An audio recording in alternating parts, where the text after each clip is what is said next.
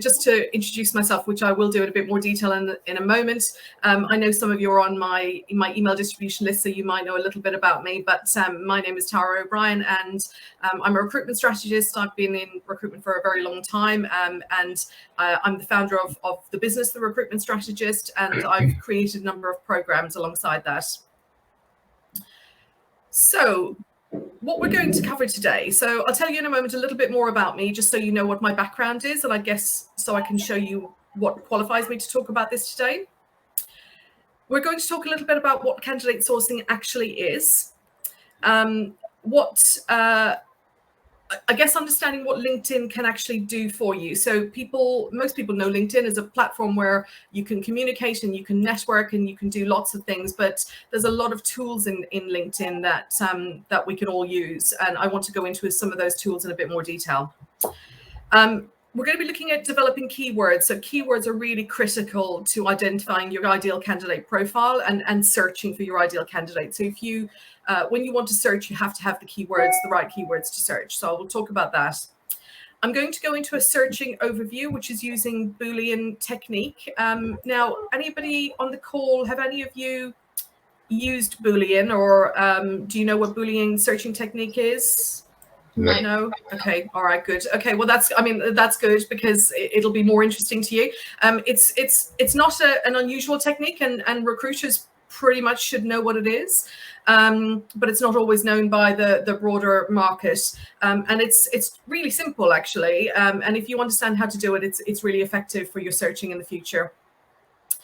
We're then going to go into strategic sourcing. So when I advertised this program, I talked about a unique method to candidate sourcing, and Boolean is not the unique method. That's quite a common tool amongst recruiters and people who know how to use searching facilities. Technique of doing it is a little bit more unusual, so I'll talk about that. Then we'll look at the action steps. So I've got a lot of action steps for you to take away from this. So quite a few things that you'll hopefully want to do and want to implement in your organizations. And then the next stage from here. So on to the next slide. So a little bit about myself. So I've, as I said earlier, I'm Tara O'Brien. I've been in the recruitment industry pretty much my entire career, which was 25 plus years, scarily. I've worked up to director level within an agency environment, within a recruitment agency environment. I was sales and operations director for my previous company. I've managed both internal and in-house resourcing teams. So internal, in-house, I use both terms because people call them different things. So basically what we call in the agency world internal recruitment.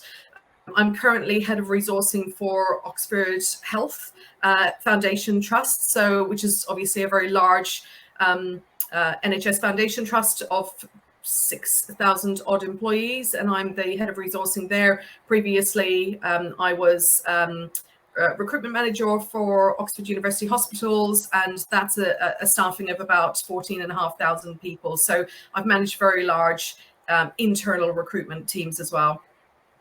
My background for the last 10 years has been across healthcare, life sciences, and medical devices, and so that's the areas they're the areas I know best, but they're also the areas I'm most interested in. So I've very much focused my support on organizations within those sectors because they're the areas that I want to work with. I have a really strong, I guess, background in high performance leadership. As part of my master's, I actually did my dissertation on my research project on high performance teams. And I've been very focused on developing high performance teams in my organizations. In my previous company where I worked in agency, I developed my initial team of 9 people. I ended up moving 6 of those people to manager level. And actually one of them is one of the directors of the organization now, which is something I'm really proud of. As I said earlier, I've got operational and sales management background, as well as the recruitment background, obviously. I've worked across the UK and also internationally. I actually lived in Australia for 10 years, so I've got experience across there, but also worked into the Middle East for a number of years as well. And as I touched on a moment ago, I've got a master's in applied business management from Henley Business School, and as I said, part of that was my dissertation in high performance teams. So guessing nobody's got any questions on any of that. So we'll go straight into the candidate sourcing part because that's what you're all here for. So what is candidate sourcing? And now I know this might sound really obvious, but I just wanted to touch on what it actually is before we go into the more details. So it's the identifying, searching, and engaging with qualified talent. And I focus on the word qualified because there's no point sourcing candidates or finding candidates that are not qualified for your organization or for the roles you're looking for. So the qualification is really important. The sourcing is not necessarily the interviewing or even the selection part. It's just the finding of qualified talent. It's the activity of both finding and qualifying prospective candidates. And again, I use the word prospective because they're not candidates yet, but they're prospective candidates for your organization. It's understanding what both active and passive candidates are. If you deal with recruitment companies, you'll probably hear them talk about passive candidates. Passive candidates are effectively people who aren't looking for a job. But in the recruitment industry, we call them passive candidates. And it involves analysis, research, and networking. So developing your sourcing strategy will mean that you need to do some really strong levels of analysis and some good research, and then also some networking in your sectors. So, and just to touch on what LinkedIn can do for you. So there's a number of different, I guess, places that LinkedIn can really support you. One of those is developing your personal profile. And this is an area that I think a lot of people really forget. So recruiters are generally quite good at this because it's effectively their bread and butter. But I think hiring managers and organizations can forget how important and how valuable and how much leverage they can get from developing their personal profile and their personal brand on LinkedIn. So develop your personal profile in a way that helps you to focus on talent attraction. So, thinking about when people come to my profile, what do they expect to see if I want to attract them as a candidate? Having a targeted profile headline, and I'll actually show you my headline in a moment just to give you an idea of what I mean about that. And then trying to have consistency across your hiring managers. So if you've got managers that hire in your organization and they've got a LinkedIn profile that doesn't really attract people, or they might be doing candidate searches and linking in with people, but if the prospective candidates then come to their profile and they don't see anything that makes them think this is somebody that I want to keep in touch with, why would they engage with them? So the first step to engaging with people is to attract them in the first place.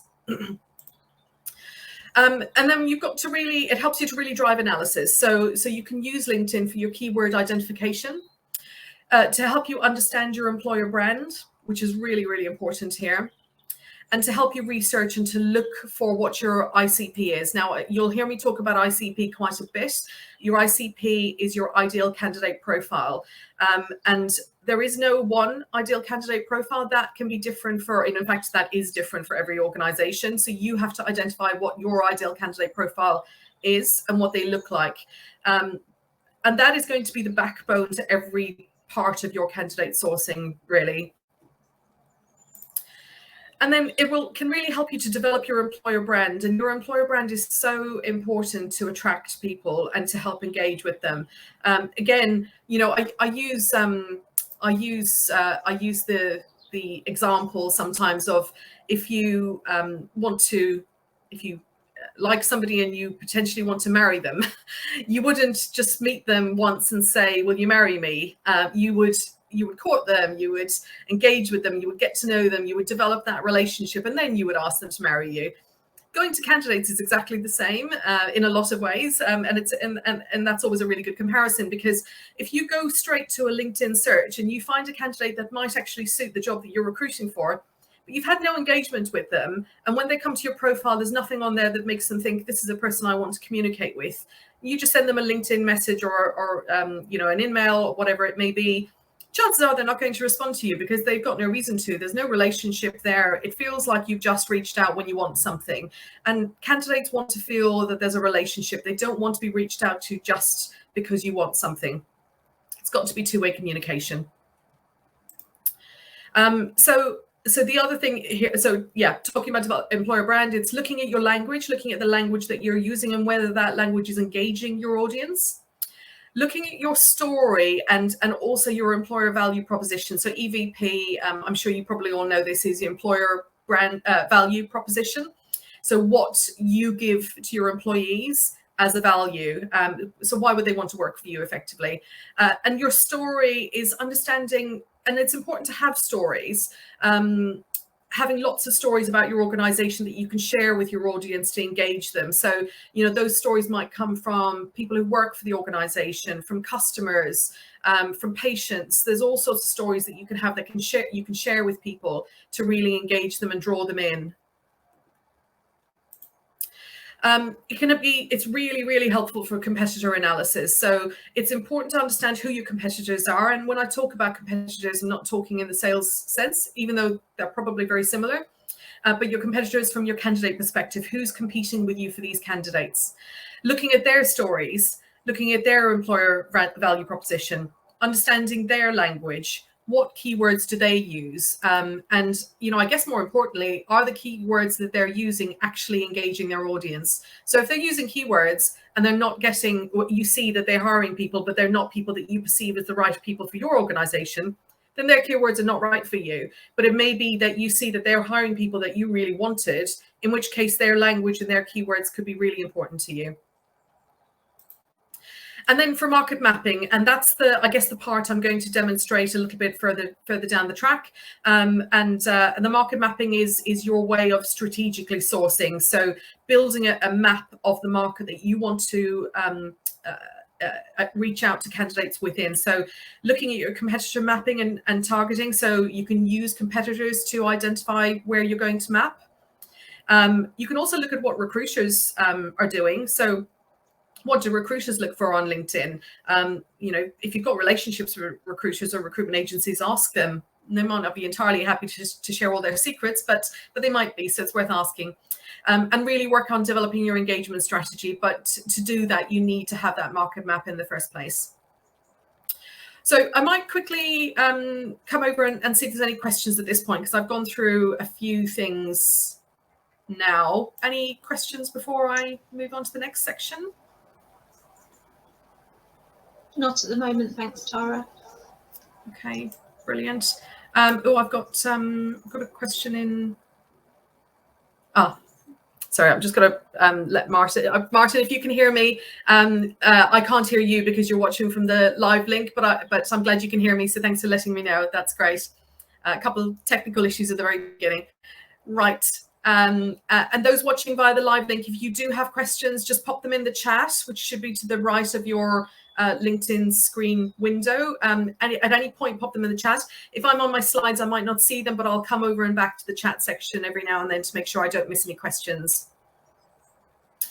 Okay, let's move on to the next slide. So how can you develop those keywords? So I guess the first question is to understand what are keywords.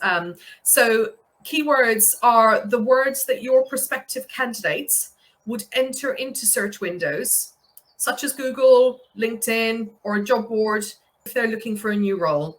And this is why those keywords are going to be different for, first of all, every organization and actually every role that you're recruiting for.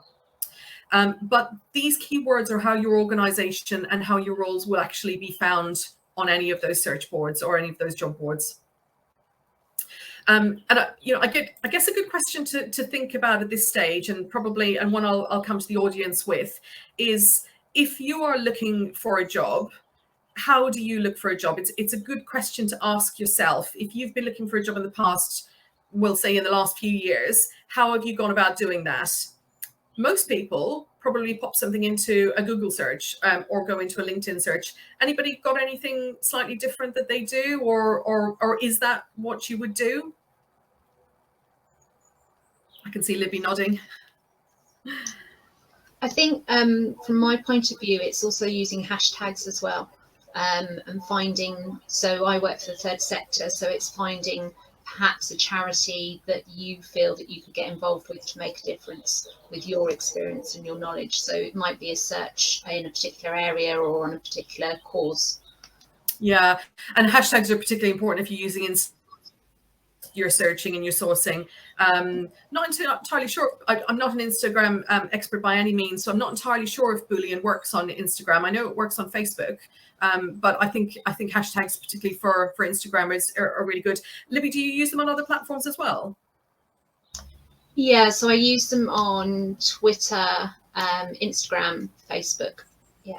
Yeah, and you can use them on LinkedIn as well. It's also a good place for I don't know about the rest of you, but I follow a number of hashtags on Instagram and also on LinkedIn as well.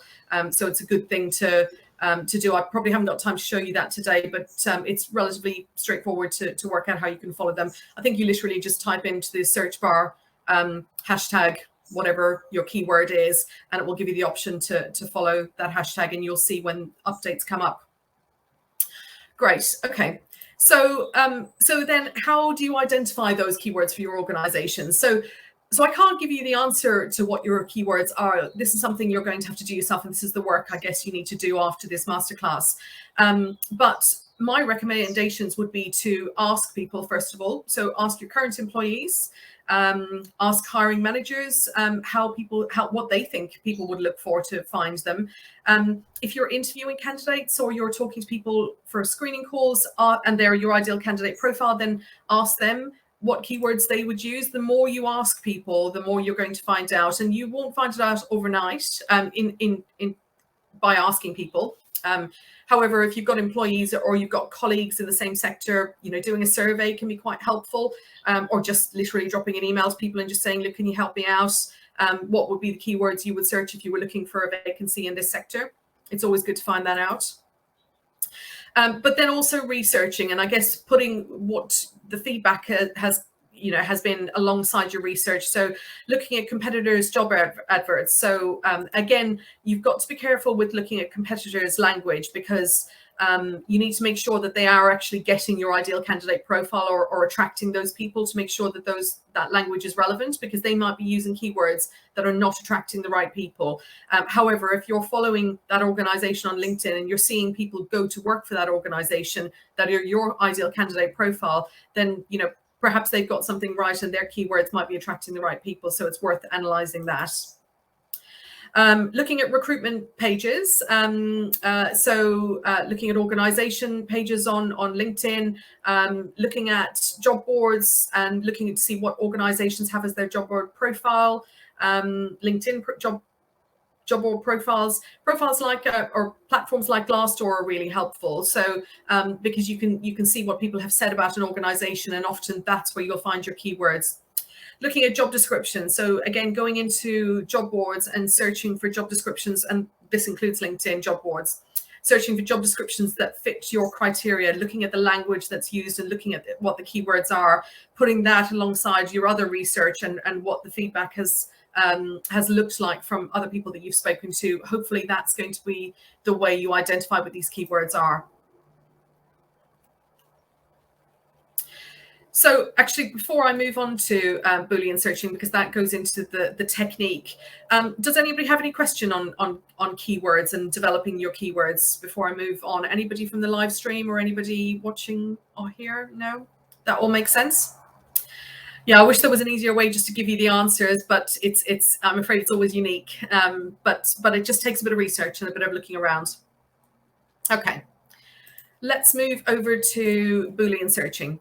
So Boolean searching. So Boolean is a technique, a search technique, and it is the most common technique that's used in searching. And in fact, Boolean string can be used on almost any search platform. I'm not sure if it can actually be used on Instagram, as I said a moment ago, but I know it can be used on places like LinkedIn. Google use Boolean searching, job boards, most of them use Boolean techniques in their search functions, and even places like Facebook use Boolean. So what Boolean is it's the term that's used for the process of combining your keywords with words that we call operators. And so those operators are words that we put together to create a Boolean string, to create a string of search criteria. These operators tell the search engine how to use the keyword in the search. So they might say search for medical and devices. I will come to some examples in a minute. And the string, we call it Boolean string. The string makes your search term make more sense or make sense to the search engines. And so what Boolean will do for you is help you, I guess to use Boolean effectively, you need to first of all identify your ideal candidate profile. qualify what those keywords are going to be, develop your search criteria, and really only then is your Boolean searching actually going to work. So I'm going to come straight on to some examples just to show you a little bit more visually what that actually means. Hopefully this helps to make a little bit more sense. Now, so when you go into Google to search for a restaurant, just say you fancy going out for dinner on Saturday, and you want to find a restaurant in the local area. If you were to type into Google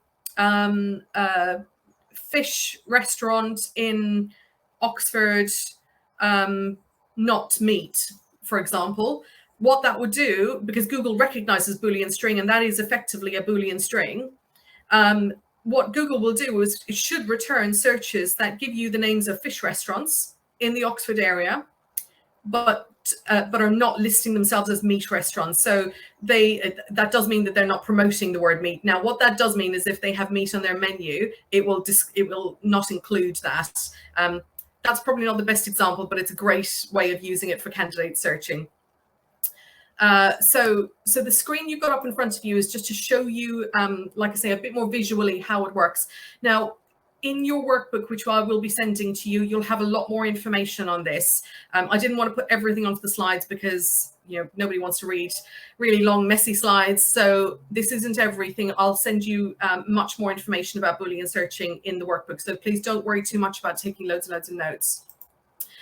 So Boolean operators or modifiers, I've called them modifiers here because it's a little bit easier to explain, helps you to expand or narrow your search. So it's basically used to make your search bigger or make your search narrower or smaller, depending on what it is you need. The modifiers are the three things you see here: and, or, and not. You do have to be careful using not, because like I say in the example of the restaurant, if you use not in there, it will not show you any results of restaurants that have meat in their search terms on their website. So that might just mean that they say we do not serve meat, but they won't necessarily come up in your search. So you do need to be careful when you use the word not. And if you use it selectively. So in addition to the three of those modifier terms, you can also use quotation marks if you want to look for a particular quotation, or you can effectively use brackets to put, and I'll show you an example in a moment, but basically where you use brackets, it will search for the items in the bracket first, and then whatever else you've got outside of that, which I'll show you in a moment. So I've just put three examples on here because they're the most common ones that you will use. So and limits your search. So you'll see the two rings here. It will only search on the bit that has the and, where both areas meet. So I've put the examples here of pharma and diabetes. It will only search for people who have both of those on their profile. Or expands. So if you search for medical devices or pharma, it will bring you results for both, which is quite a broad search. And then if you put something in quotation marks, like you put life science or you put medical devices into quotation marks, it will bring up that people who have that term in their profile. Does that make sense so far? Any questions on that? Okay, great.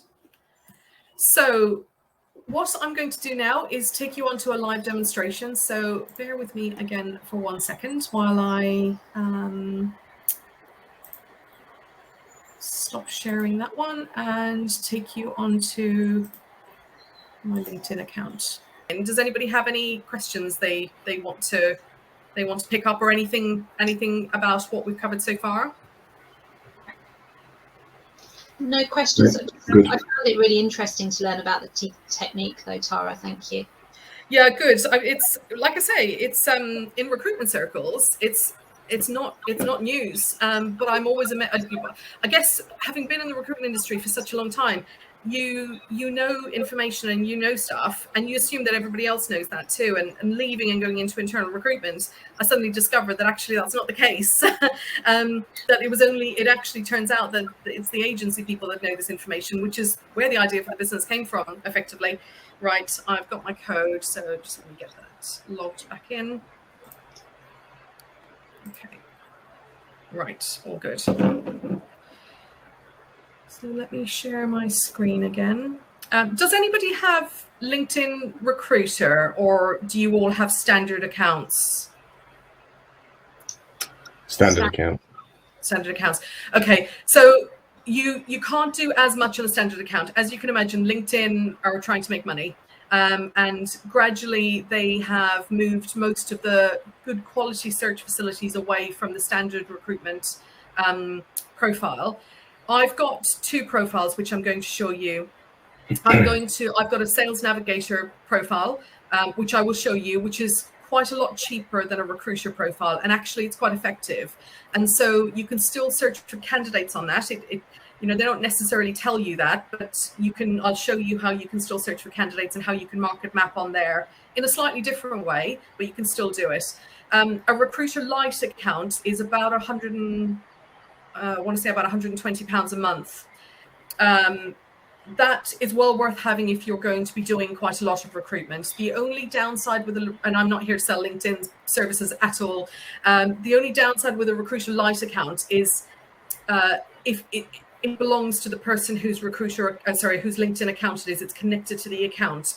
If you need an account that's company owned and the data is company owned, you need to have the corporate recruiter account, which is far more expensive. I think it's about £1,000.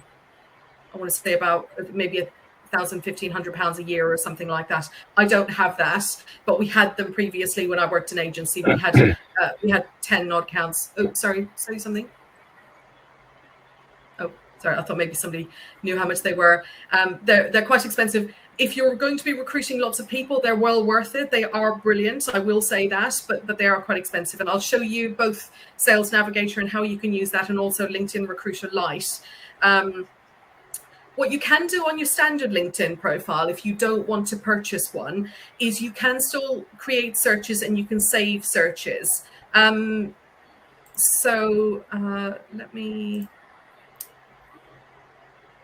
Let me show you how you can do that. I might quickly pop onto my standard LinkedIn account first and show you that. Sorry, question from Martin.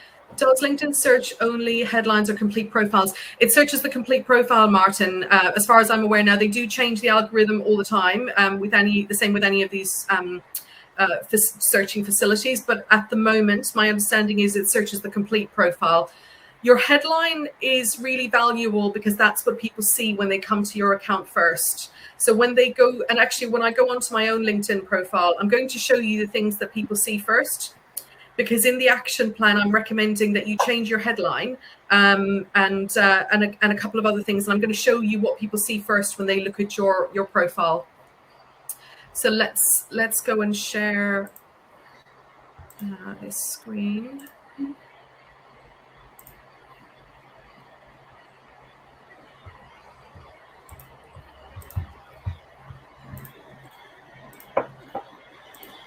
Okay. Can we all see my, it's just not come up yet. Oh, that's showing you on the screen. Oh no, that's the right one, sorry. There we go. So you can see what you're seeing now is my LinkedIn profile page. That's my personal profile page, not a company page. So you can see straight away that when somebody goes into your personal profile, this is what they see immediately right at the top of the page. So you can see here my headline. So I've changed my headline. I don't have a job description, a job title on there anymore. You can still see the organization I work for here. And further down on my profile, I've actually got Oxford Health. And also I've got my own business, which I do on a part-time basis alongside working for the trust. But right at the top, what you'll see straight away is your headline and your image that you can add here to the top, and your profile picture, obviously. Now, if you've got, there's a couple of different profiles you can get. You can switch your account to creator mode. If you switch your account to creator mode, you also get these little hashtags along the bottom, because you can add on the things that you talk about. And they will allow you. So Libby talked about searching using hashtags. They will mean that those search tags, you come up on a profile search when people use hashtags on LinkedIn to search, first of all, but also straight away when they go into your profile, they can see the things that you talk about. And then further down, you can add services if you've got an organization. So if you've got I think you have to have a company page to add services. But if you're connected to a company page, you can add services. And then you can see who's viewed your profile, your search appearances, etc., etc. You can add videos.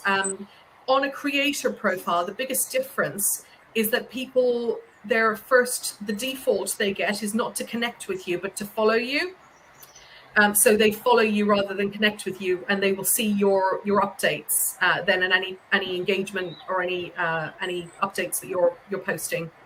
And that's why that's a little bit different. So what they then see after your video is your activity. Whereas if you're on a standard profile, you won't see your activity as defined right at the top. So they would need to go all the way down to then search your job title. Now, that's not ideal for you to find candidates. But if you're looking for people to come to your profile and see what it is you want them to see about you, it's a good way to set your profile up. If anybody's got any questions later on, I can come back to that and answer any questions on it. It is a little while since I've set it up, but I can probably remember how I did it. What I'm going to do quickly now is go into a standard search on LinkedIn. Does one of the people on the group want to give me I don't know, a couple of keywords that if you were looking for a candidate, give me a couple of keywords that you would search for so I can do that on my profile. PR and engagement. Okay, so PR.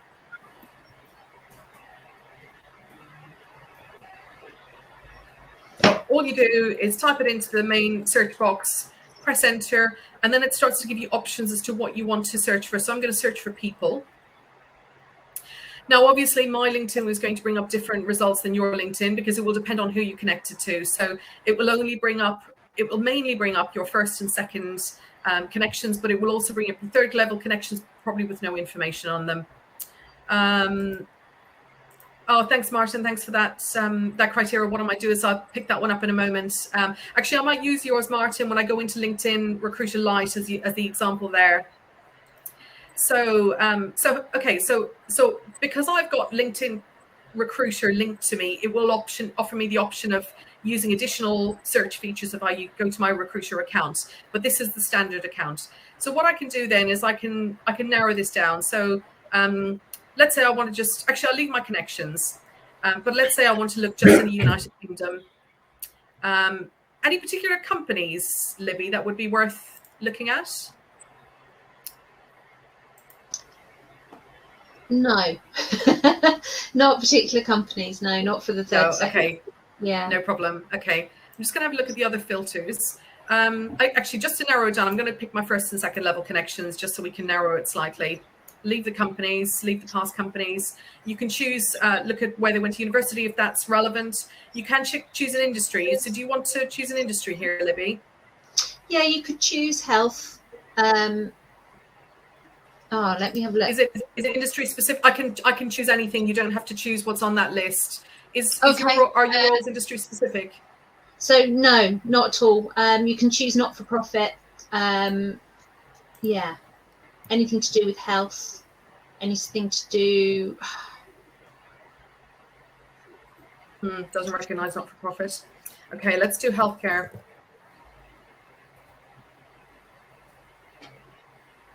Oh, there it is. And then let's do hospital healthcare. Just to give you an example, I'm going to pick a profile language of English, and I'll leave it at that. You can also choose first name or a surname or other things in the free text search field. So you can see that I've got a lot of results. I've got 1,300 results. Now that's probably too many to actually go in and look through. And you can see that the first few of these I actually know. Some of them through LinkedIn, some are colleagues. Now, I think I was going to show you this, but I don't think I can save this search because I've got a Recruiter account. Normally, when you do that search, there'll be a button, and I think it's on the right-hand side usually, that allows you to save the search. Now, on a standard LinkedIn profile, and this is assuming they haven't changed it because I don't really use it, you can save up to 3 searches. and you can set up to be notified about those searches, I think on a weekly basis or on a daily basis are your two options. And basically what that does is when somebody changes their profile on LinkedIn or joins LinkedIn that meets your criteria, you'll get a notification to say that they've met your criteria. But like I say, it is pretty limited. But I'm going to show you on Recruiter Lite because it's quite similar. It's just a bit more advanced. So the standard Recruiter is pretty basic. But it is worth using your 3 free saved searches. And basically you can go in and run those searches again anytime you like if you want to engage with people. Now, I wouldn't normally start working on a search of 1,300 people, just so you know. I would narrow that down a lot more because that's far too many people. The other thing on a LinkedIn standard profile, I think you only get to see the first 100 of those. Let's have a look if they change that. So I probably will only I'll probably get to a certain page and then I won't be able to see them anymore. I'm going to have to go too far to do that right now, and that's going to be boring for you, so I'm going to leave that. But I think you can only look for your first 100 results, but also you want to narrow that down, so you can use actually again keywords in Recruiter standard, LinkedIn standard searching are not great. Again, they've tried to take away most of the basic functions that recruitment people were using and put them into a Recruiter Lite profile because of course they want you to pay for the service, which is understandable. They're in business at the end of the day. So I'm just going to stop sharing that one. And I'm going to take you across to my Recruiter profile and share that.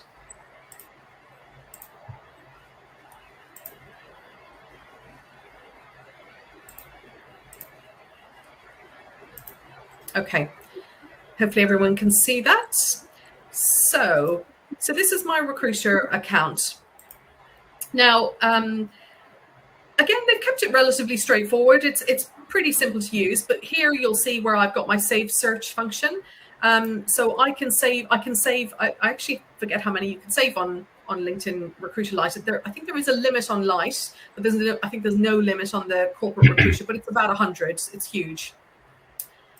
So I've never gone anywhere near meeting the search limit for the simple reason that if you have too many searches saved, you'll get so many notifications every day about those saved searches that you'll just get sick of them. So you're better off to just you can actually pause them. So if I quickly go into, I've only got one saved on here because I don't use this for myself very often. I use it just for demonstrating. So you can see here that I've got that alert turned on. So I can turn that alert off. So I can keep my saved search if I want to, but I can turn the alerts off. So I'm not going to get notified on a regular basis. And you'll see here as well, I can change my alerts to a daily or a weekly alert, depending on how often I want to be notified. Now, the purpose of those is so that when somebody meets your criteria, meets your search criteria, you're notified every single time. And like I say, you can change that to daily or weekly. So I'm just going to go back to the main field and show you how you would start a search. So let's use Martin's example. I'm just going to copy and paste that. Pharmaceutical Alliance Management. It's not going to let me copy and paste.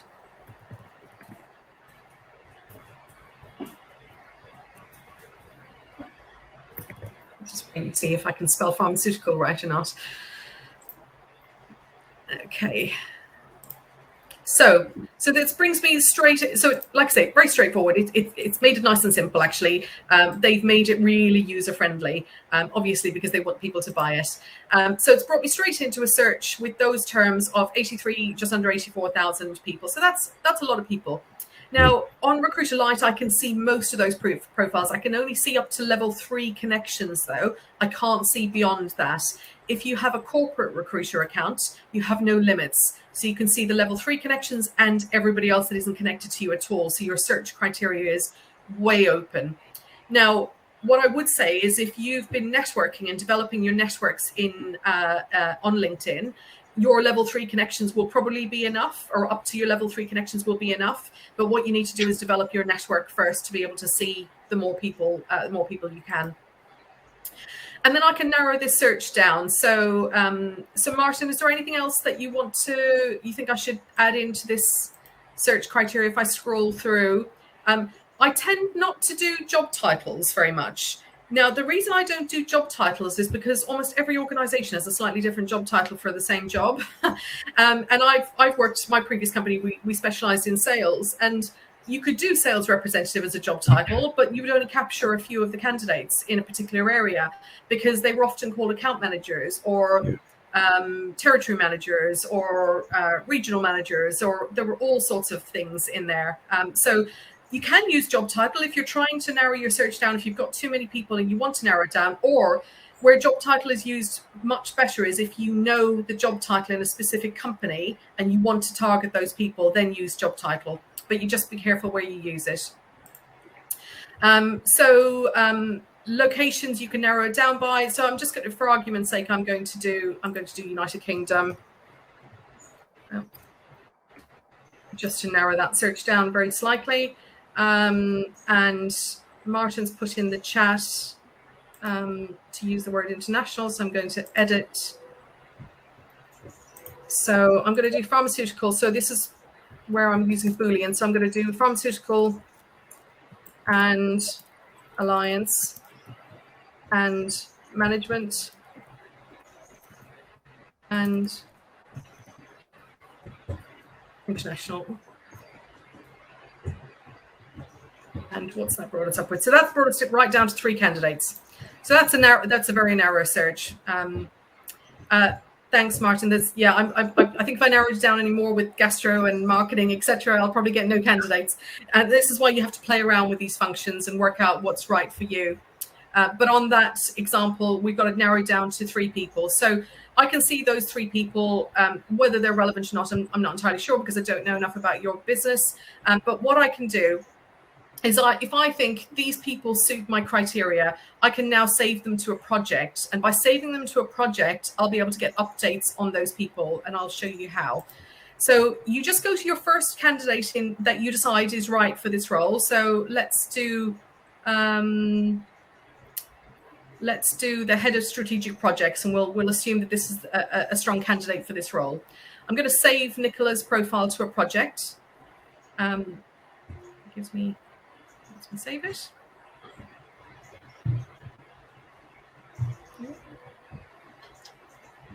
I think as I'm streaming it, doesn't seem to. Oh, here we go. I'm just going to call this project Alliance, but you can call it whatever you like. Create new project.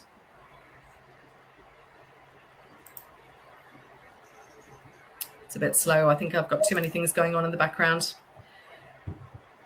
So you can see up here now, I've got a project called Alliance. So I can go into that project at any time, and I can now see Nicola's saved to my project. Then I can go back to my talent pool onto the project, and I can look at the other candidates. Now, normally you'd probably have somewhere between, I always think an ideal search is somewhere between 20 and 50 candidates, depending on how niche your area is. If you've got a really niche area, then you probably won't get anywhere like that, but it depends on your niche. So you'll go back to your talent pool, you'll look at your candidates. Now, if I wanted to save Mike to that project, it will automatically save him to that particular project. I don't need to go in and choose a project for him because he's in that talent pool. Now, the beauty of this is when I go into my pipeline and I say, these are the people that I want to keep in touch with. Well, one, what you'll probably do is connect with them and send them a nice note to say, you know, we're in the same market. It would be great to connect, or whatever you think is appropriate.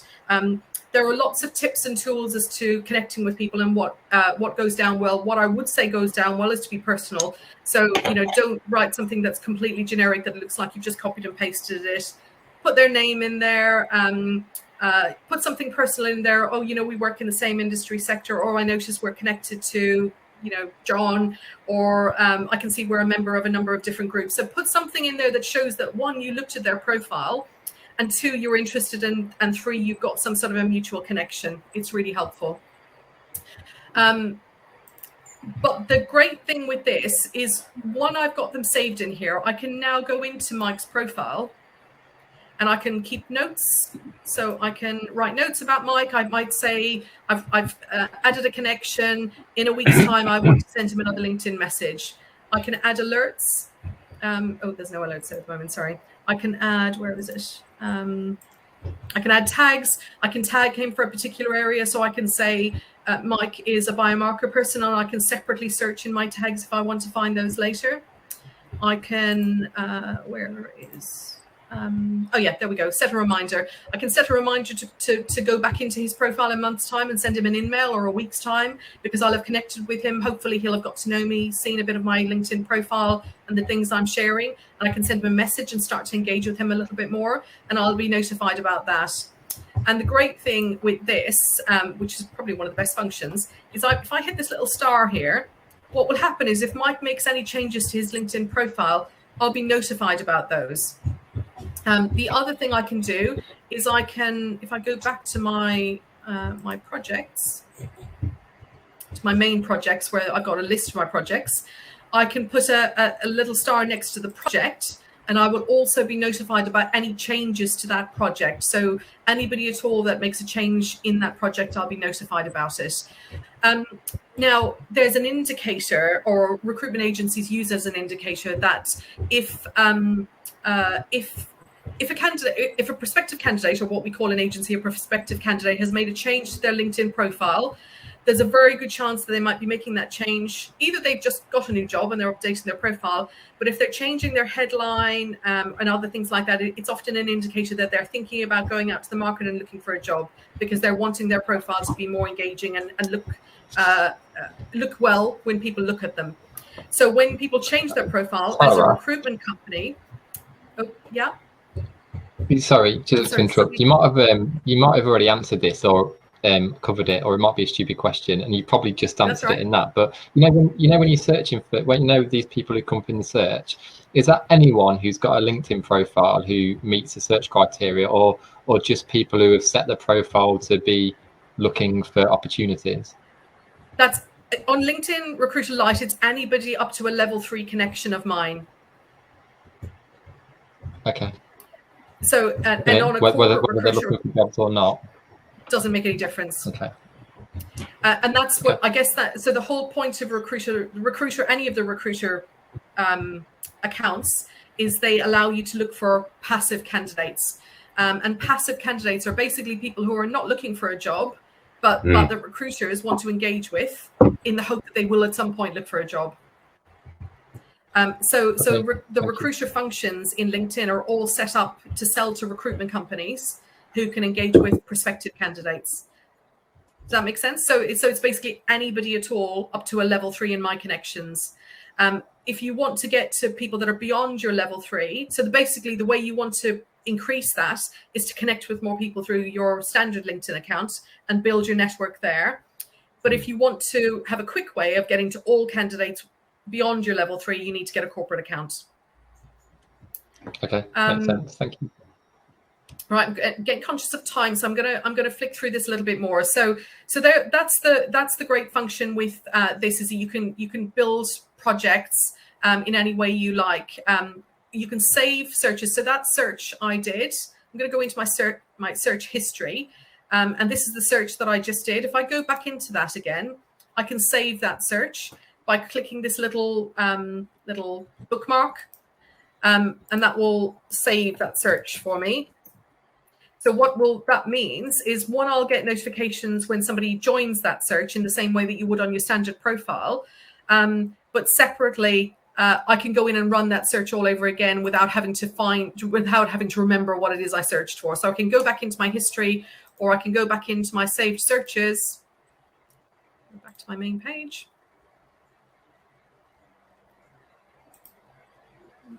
A bit slow. I can go back into my saved searches.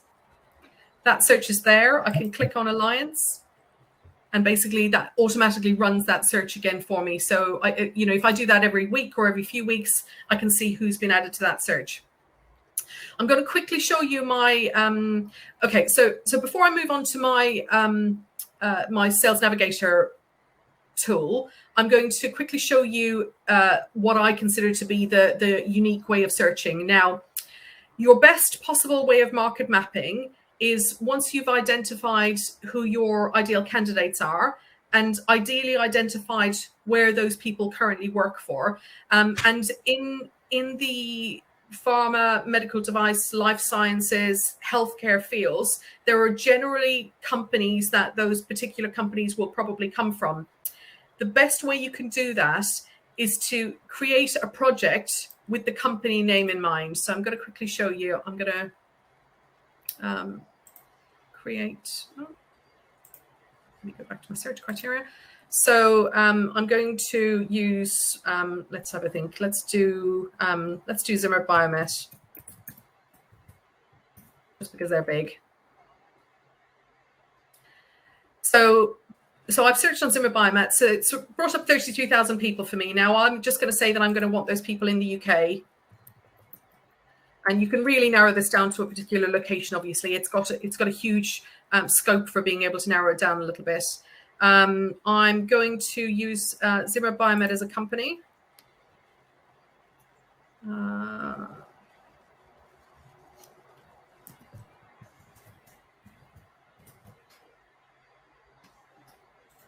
I'm not going to go into it, but I can use all of those different versions of Zimmer Biomet as well. If I had a bit more time, I'd probably do really refine that a lot more. And then if I wanted to find salespeople within that, I'm actually going to take out the keyword because I've now set them up as a company. So I'm going to put sales in here instead. And that, in theory, should have brought me up all the salespeople that Zimmer Biomet have in the country, in the UK, which is 534 people, which is probably not far off, actually. They've got a massive sales team. What I would do with that is I would save that to a project.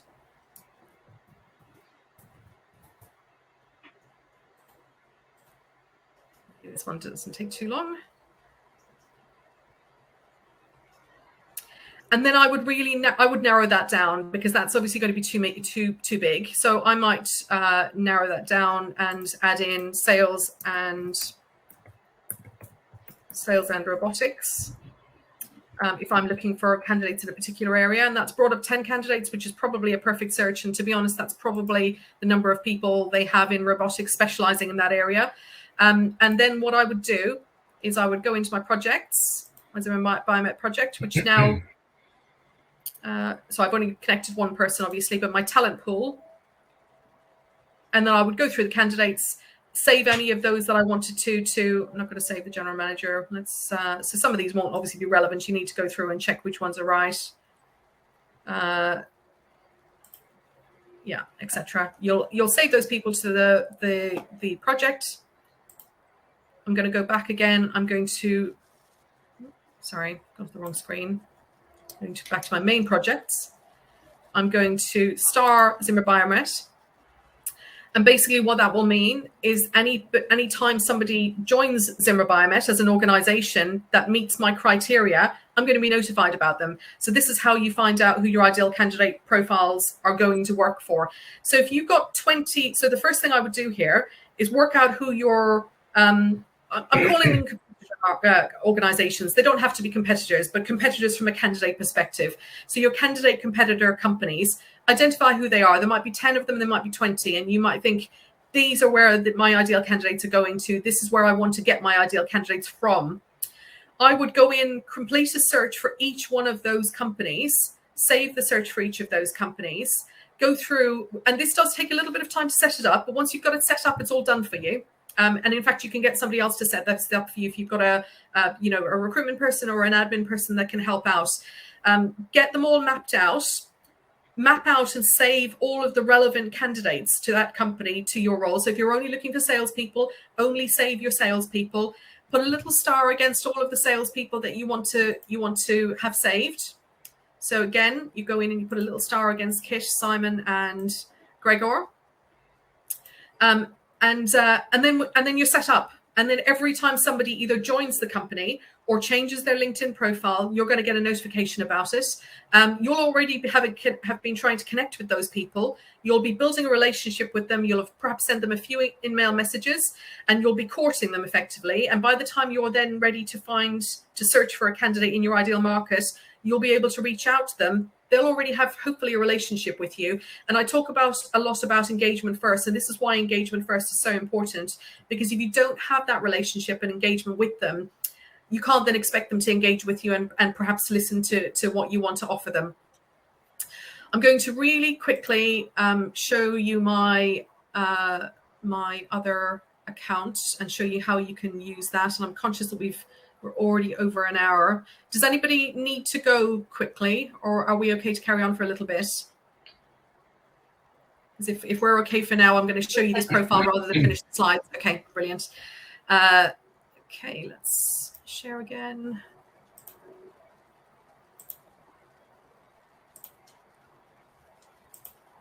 So this is my Sales Navigator profile, which is a little bit different. The Sales Navigator, I think, is about £60 a month or something along those lines. So like I say, you can effectively do the same thing, just in a slightly different way. So if you want to go cheaper, this would be my recommendation.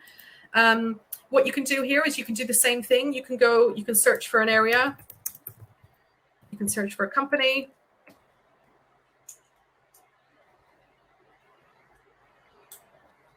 So I can follow the company first of all on here. I'm not going to do that because I'm conscious of time.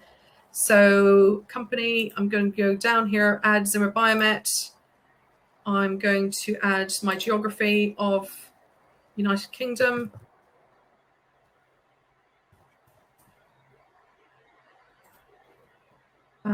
I'm going to probably don't need to use, maybe I'll do sales here as a function. I didn't save it. Okay.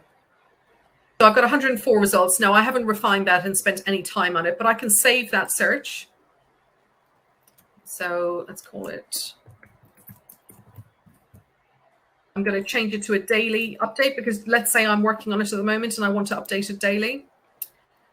And then I can save the company to my company list. I'm going to create a list for that.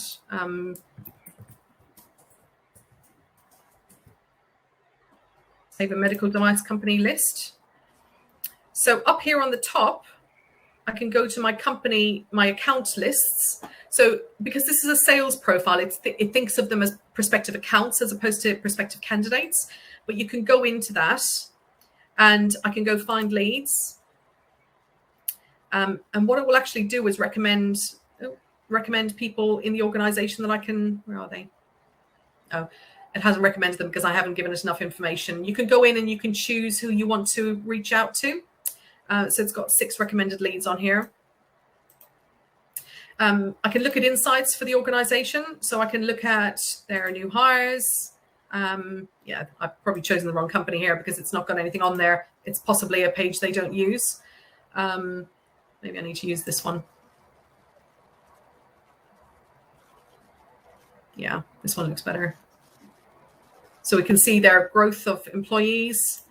We can see any new hires. We can see job openings and what percentage of those roles are in sales. We can see their employee count, etc. So you can effectively, I'm going to leave that because I'm conscious of time, and I want to finish off the slides because I've got some other things to cover in there. But you can effectively do the same thing in there as you can in Recruiter. It's just called a different thing and you just need to search and save them in a different way. But again, if you choose to take that profile, go in, create a search for each of the organizations that compete with you from a candidate perspective, and create a search for each of those companies, flag them so you get notifications about them, and then you're all set up and you don't have to do any more work. So, if you spend an hour a week just going into those searches, looking at the new candidates and engaging with them, or sending them a connection or sending them a message, you're building your engagement with your candidates. What I wouldn't do is use that and go straight in with a job opportunity. My recommendation is to engage with them for a while first. Now, one of the things that people don't know about recruitment companies is people think that if you go to a recruitment company to find a candidate for you, particularly in a specialist area, and I would always recommend that people go to a specialist recruitment company if they're going to, is that the agency just put an ad out or they start contacting people and lo and behold, those people go, yes, I'm interested in the job.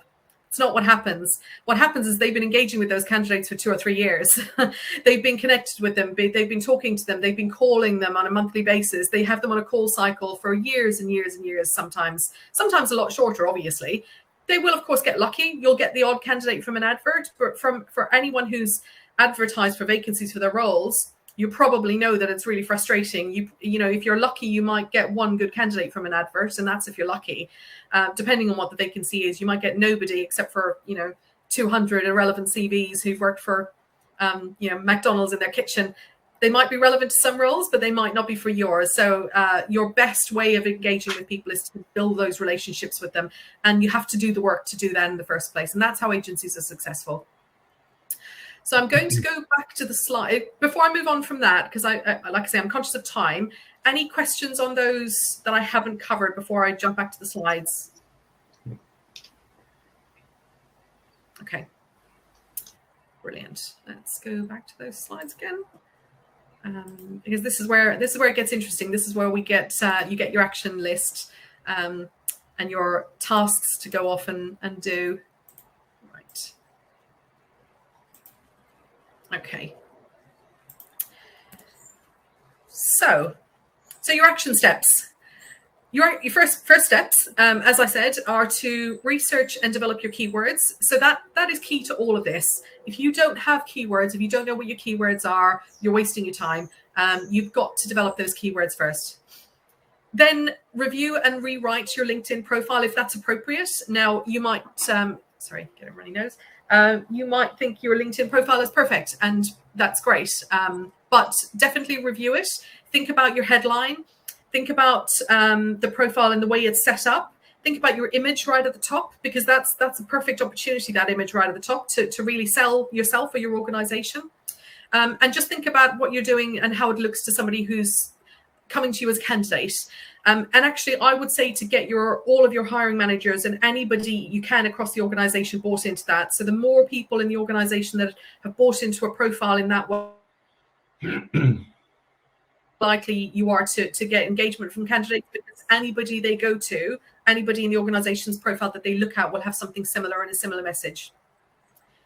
Then do the same thing with your company pages. So these are an underused resource, really, those company pages. So really look at them. Make sure that all of these profiles are really keyword rich. Keyword rich is the real key here, and that's why I've put it in red, because you want to build as much of those keywords into your LinkedIn profile as you can, particularly into that headline and into the first summary that you have on there. And your company page needs to be extremely keyword rich. You know, you're not worrying about it being personal. So get all of your keywords in there. Now, you do need to use your keywords in a sentence form. So you can't just stick loads of keywords in there. It does need to be engaging content as well. Otherwise, you'll bore people really quickly. And where people go wrong is they think, I've got to get the keywords in, and they just stick all the keywords in without making a sentence out of it. But do make it engaging, and you know, hopefully you've got marketing people who can support with that within your organizations. And then your actions. And again, please don't worry about writing these down, because I'm going to send all of this to you along with your workbook. So you're going to have a list of tasks to do. And I'd love to hear from you as to how you're getting along, and you know, perhaps have a chat after and see if I can help with anything else. So actions are to do your competitor analysis. Now, looking at things like what their environment is and what their culture is like, because obviously that's going to be important to your competitor analysis. If their culture is totally different to yours, their ideal candidate profile is going to be probably different to yours. The other on the flip side of this is if they're going through a cultural change, it might be a great time to engage with them and start building a relationship, because they might start to decide that the company's not right for them. Think about those organizations and your competitors in terms of where the raw talent is sitting. And so this is a place that agencies go to all the time. They know the organizations that are really good at training, but perhaps not as good at retaining their staff. Now, I could, and I'm not going to, but I could name a bunch of companies that are really good at training and developing people for the first 2 years, but then never retain them past 2 years. And they literally have a revolving door. They're okay with that, because they've set themselves up in that way, that they bring people in from like graduate level, for example. They train them really well, but then they know they lose them after 2 years. If you know who those organizations are, I'd be engaging with those candidates, because potentially they're going to be looking at some point in the future. I mean, most people will be looking at some point in the future, but they might be looking a bit quicker.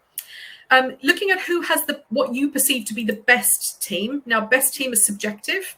That will depend on who your organization is and who their people are. But the best team are who the team that are your ideal candidate profile, know who they are, know where those people sit, and build relationships with them. Because at some point, people are going to look for an opportunity. They're going to look for a new role. You're not doing anything unethical here. You're just building a relationship and getting to know people. So when they come to that time that they're looking for a new role, they already know you. They already can reach out to you. Who has the highest turnover? Now, obviously, as a recruitment consultant in the past, my team always looked for the companies with the highest turnover and they targeted them. Now, ethically, that's possibly not the best thing to do. However, it's important for you to be in touch with those people. If they do have a high turnover, those people are going to look for an opportunity at some point in the future. You want to be the person that they're engaged with and that they reach out to when they because they know you have the right roles for them. Your next big step then is to review and or develop your employer value proposition. So it's important to be really clear on what you can offer candidates and make sure that that is communicated really clearly with your audience. People need to know why they're going to come to you. We're in an extremely talent short market. Apparently the whole of the UK is in a talent short market, but these sectors that we're all working in are extremely talent short. If people don't know what you offer, they're probably not going to come to you. And candidates will look at a job description, they'll look at your company profile, either on LinkedIn and also the website. If they don't see what they're looking for, they're just going to bypass you. Develop your stories. Like I say, your stories can come from all sorts of places. Your stories will come from your current employees, from past employees, from customers, from patients. Have a range of stories. Don't just have one story. Have a range of stories. The background of the company, where the idea came from, where the concept came from, what inspires the company, what inspires you as an individual, some exciting stories about changes that you've made to patient lives. That's why the reason I'm interested in these sectors, because there's exciting stuff there. There's loads of stories in our markets. Find those stories. Get people in the organization involved in finding stories that you can share with prospective candidates and prospective colleagues of theirs. Map your market. I know that's going to take a little bit more time, but I can 100% guarantee you that it's well worth the time investing in it. If you've got a recruiter or an administrative person who's got an interest in recruitment, get them supporting you with that, but definitely map your markets. Design your engagement strategy. So really think about how you're going to engage with these people. You need to have a strategy for this. And the great thing with like a recruiter account is you can track where you are in your engagement strategy with those people. So your first stage might be to connect with them. Your second stage of your strategy might be to send them an email. Your third stage might be to send them an article. Your fourth stage might be to say, I'm going to an exhibition. Are you going to be there? It'd be great to catch up. Your fifth stage might be, let's have a coffee. You've got to have an engagement strategy, develop that, and then apply that as you go along to these prospective candidates. Engage and keep engaging. I as I said before, I talk about engagement first all the time. That is how agencies are successful. It is not because they put an advert out and hope for the best. They're successful because they engage constantly. And involve your team, especially your hiring managers. If your hiring managers are struggling to recruit, get them to change their LinkedIn profile. Teach them this. You'll have a workbook and you'll be able to share the slides and the recording with them. Send it to them. Get them to watch it, get them to engage with it, get them to engage with prospective candidates and start to build those relationships as well. If you've got hiring managers in an organization, they should all be doing this. This is not something that's just for recruiters. And in fact, if you leave this to your recruiters, you're massively missing a trick. And that's what most organizations go wrong, is they leave this to their recruitment team. And of course, the recruitment team only has a certain amount of leverage. If all of your hiring managers are leveraging off their relationships, you're in a much better position. And I've got a question. How do you search for a certain seniority or more entry level on LinkedIn? So Martin, again, it's very difficult to do it on the standard LinkedIn profile, but on LinkedIn Recruiter, you can narrow down for seniority level. You can narrow down by length of time in an organization or length of time with that particular experience. You can also search for when they graduated. So you can actually put a date into a field that allows you to search for people that have recently graduated or are about to graduate. LinkedIn Recruiter Lite is a really good tool. Like I say, I'm not here to sell LinkedIn tools at all. But if you're going to be recruiting, I would almost say if you're going to be recruiting 5+ people in a year, it's worth investing in it, because even if you don't get your return on your investment this year, you'll get it in future years. It's well worth investing in, because the search criteria is so much more refined.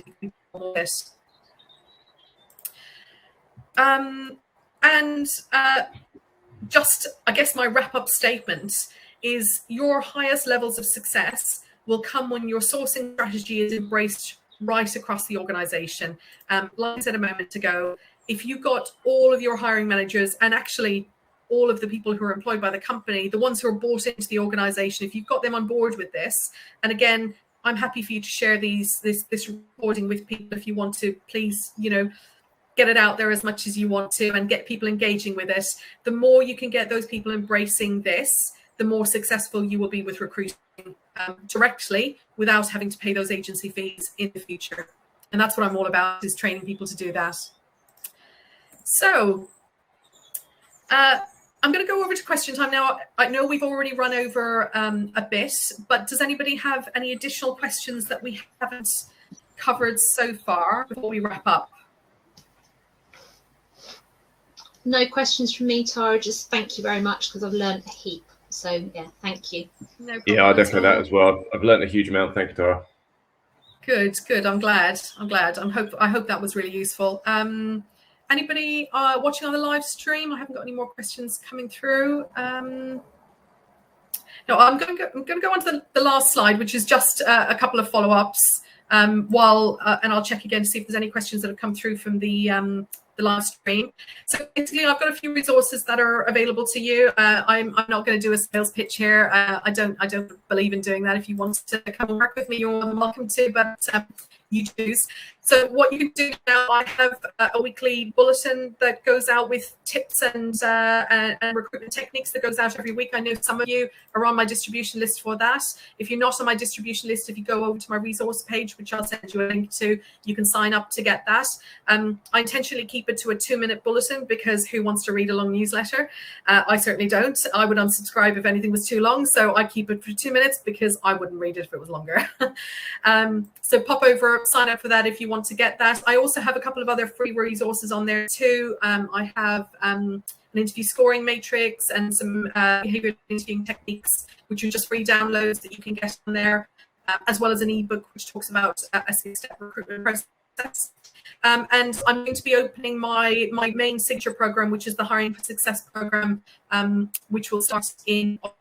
I'm going to be opening it for enrollment at the end of this month. It's a 10-week program. Again, if you want more information on that, it's over at my website. Feel free to have a look around, or if you want more to talk about whether it's right for your organization, let me know and we'll organize to have a chat about it. Any other final questions before we close for the day? Let me finish sharing so I can see everyone properly again. No, there's nothing else in the live chat. Okay, well, thank you very much for being here. Thanks again to those of you who joined me on screen, and thanks for those watching on the live link. It's been great. Brilliant to bounce off people. I like to see people, otherwise you feel like you're talking to yourself. You do want to have a chat about any of this, I'm more than happy to have a conversation. If you've got questions after, do drop me an email, because I know sometimes you come off a meeting like this and you think, oh, there was a really good question I wanted to ask and I forgot to do it. Drop me an email and we can jump on a Teams. Other than that, I will wrap up. Good day. Thank you very much, everyone. Cheers. Bye. Bye. Thanks, everyone. Thank you. Have a great day. Bye.